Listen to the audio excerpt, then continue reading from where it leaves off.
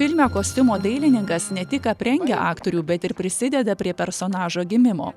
Šios kategorijos atstovams labai svarbu išmanyti mados istoriją, o taip pat ieškoti naujų potėpių.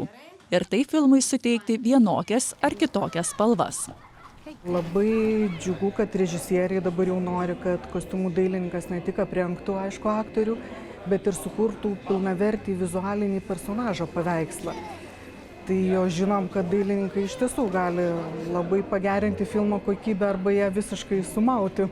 Labai džiaugiuosi, kad ši nominacija kostiumų dailininko gervėse yra atsiradusi ir yra šiemet berods 4 metai.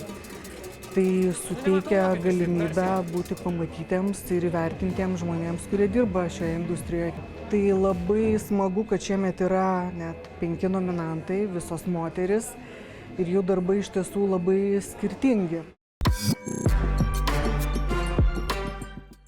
Iš Šiaulių kilusi kostiumų dailininkė Agnė Biskytė filmo Pietinė kronikas filmavimo procese sugrįžo į savo gimto miesto praeitį ir į tas madas, kurios dominavo 90-aisiais.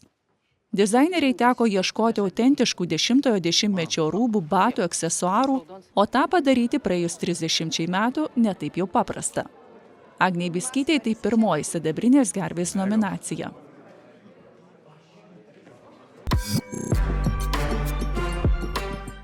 Pirmą sidabrinės gervės nominaciją pelnė filmo Akiplėša kostiumų dailininkė Aura Narmontaitė.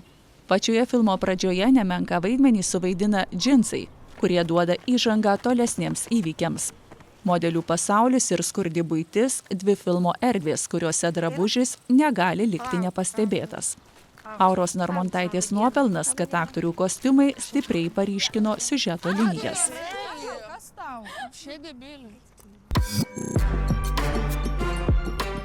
Filmas Gardutė Faustai Naujaliai atnešė 3. sidabrinės gervės nominaciją. Komedijos žanro filme linksmą nuotaiką kuria ir drabužis.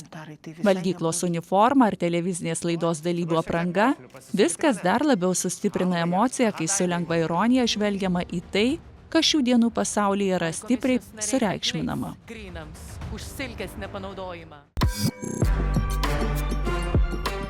Filmo Džohatsu kostiumų dailininkiai Rūtai Sakalauskaitei nereikėjo nardyti po istorinius dešimtmečius. Tačiau iššūkiu tapo aktorius aprengti taip, jog nekristų į akį jokia netinkama detalė.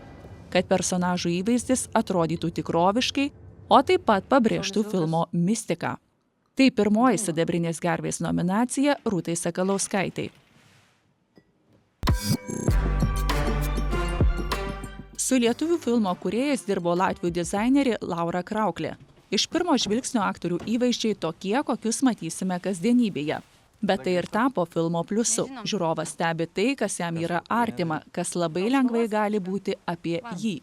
Ir tokiu būdu ne tik scenarijus, bet ir drabužis istorijos vingius priartina prie kiekvieno iš mūsų. Tai pirmoji sidabrinės gervės nominacija Laurai. Nacionalinių kino apdovanojimų sidabrinė gervė laimėtojus sužinosime birželio 8 dieną.